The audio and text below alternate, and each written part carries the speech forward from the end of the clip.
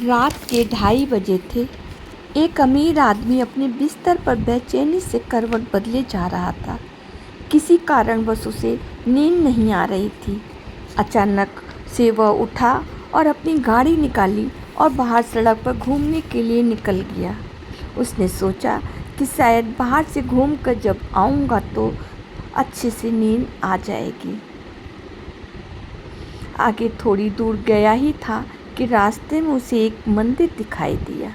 मंदिर के बाहर रुका और सोचने लगा कि एक काम करता हूँ कि थोड़ी देर मंदिर के अंदर ही बैठता हूँ, शायद मन शांत हो जाए, और जब मन शांत हो जाएगा तब घर चला जाऊँगा।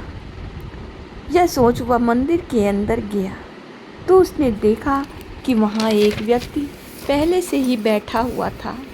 उस व्यक्ति की आंखों से आंसू बह रहे थे। उसके चेहरे पर बहुत ज़्यादा मायूसी और उदासी छाई हुई थी। थोड़ा हिचकिचाते हुए उस अमीर व्यक्ति ने उस आदमी से पूछा, भाई साहब, आप बहुत परेशान नज़र आ रहे हैं। अगर आपको ठीक लगे तो आप अपने मन की परेशानी मुझसे साझा कर सकते हो, शायद मैं आपकी कुछ मदद कर सकूं। तो वो दूसरा आदमी अपने आंसू पोंछते हुए उस अमीर आदमी से बोला कि दरअसल मेरी पत्नी बीमार है, वह अस्पताल में भर्ती है। कल सुबह उसका ऑपरेशन है और मेरे पास ऑपरेशन के पैसे नहीं हैं। डॉक्टरों ने कहा है कि कल सुबह तक यदि पैसे नहीं इंतज़ाम कर पाए तो शायद मैं अपनी पत्नी को खो दूँगा। और ये कहकर वह व्यक्ति खूब ज़ोर ज़ोर से रोने लगा। यह सुनते ही उस अमीर व्यक्ति ने अपनी दोनों जेबों को टटोला और अपनी सारी जेबों से जितने भी रुपए पैसे मिले उसे दूसरे आदमी के हाथ में रख दिया और साथ में अपना विजिटिंग कार्ड भी उस आदमी को देते हुए बोला कि आप अभी जाकर अस्पताल में ये पैसे जमा करवा दो, और कल यदि आपको पैसे की और ज़रूरत हो तो मेरा विजिटिंग कार्ड पर मेरा नंबर लिखा है, आप मुझे फ़ोन करके बता देना, मैं आपको और रुपए भिजवा दूँगा।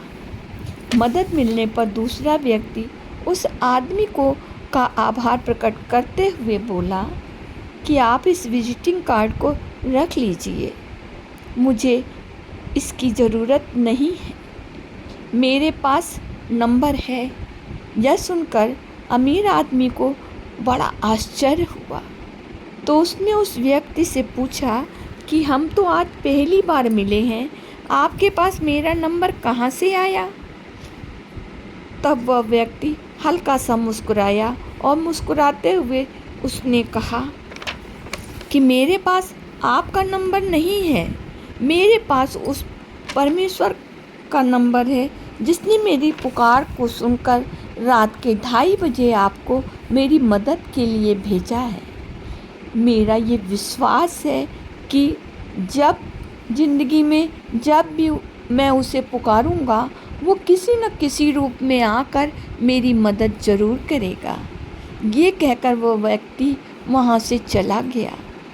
तो दोस्तों, अगर हमारी नीयत साफ़ है, हमारा मन सच्चा है और अगर हमारा विश्वास उस ऊपर वाले पर अटूट है तो याद रखना वो हमें कभी भी निराश नहीं करता।